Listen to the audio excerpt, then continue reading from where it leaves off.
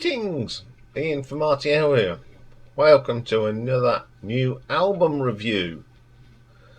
And today we're doing another new album review for the Red Hot Chili Peppers. This is the return of the Dream Canteen, and I love the cover.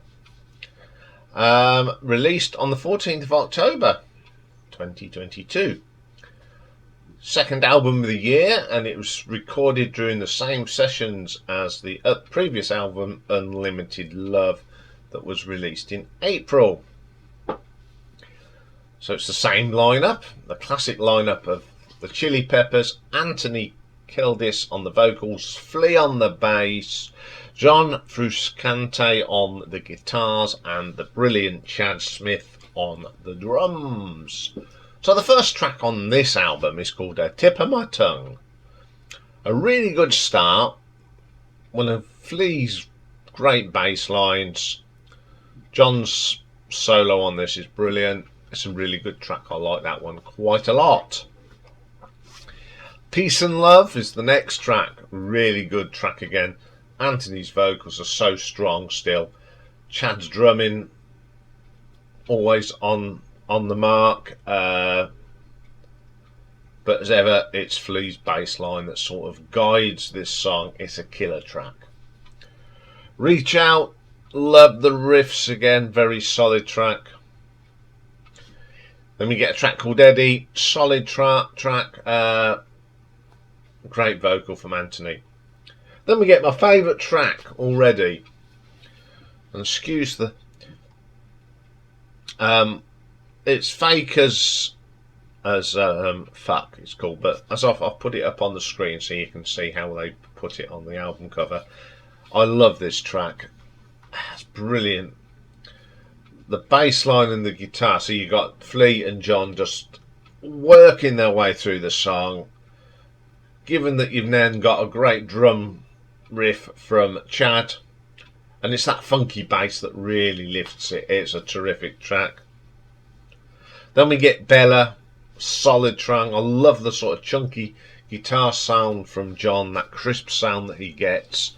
Really strong track. Roulette, Chad's drumming is brilliant on this, and the great riffs.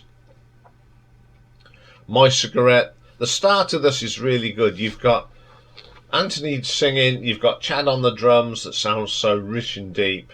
I like the arrangement of this, it's okay. Afterlife, another song that's driven by Flea's bass line.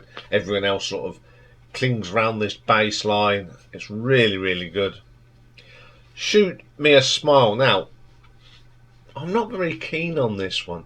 This is one of the tracks that just sounds like every other one on the album. There's no individuality on that. Handful, again, a little bit of a filler, I'm afraid.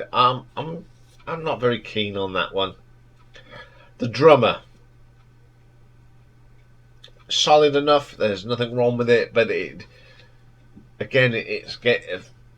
another track that's not as good. You know, I don't know if some of the tracks on this were sort of ones that didn't quite make it on to Unlimited Love. Bag of Grins, I love this. Absolutely brilliant. Anthony's best vocal on the album. Great riffs again from the great guitar work from John on this. Terrific track. Then we get a thing called La La La La La La La. Another filler track, I'm afraid. It just do nothing with me. Copperbelly, it's a solid enough track, pleasant. Then we get another brilliant track called Carry Me Home. This is a cross between blues and jazz. It's got an amazing bass line, a jazzy bass line from Flea, and a bluesy guitar solo from John. Brilliant. And the last track on here is In the Snow. It's okay. I don't dislike it. I don't think it's outstanding.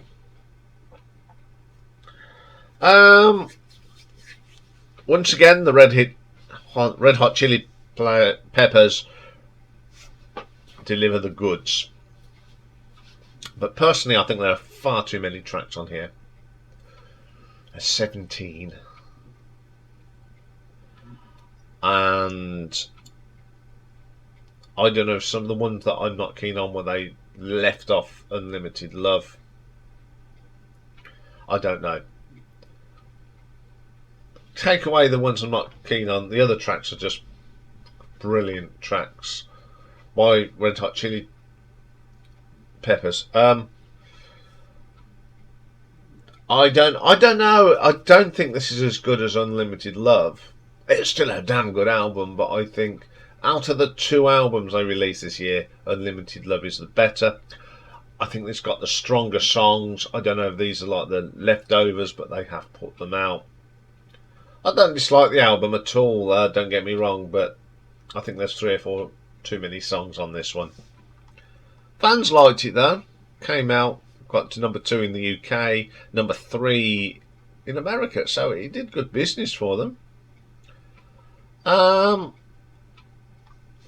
So yeah, it's a good album. I enjoy listening to it.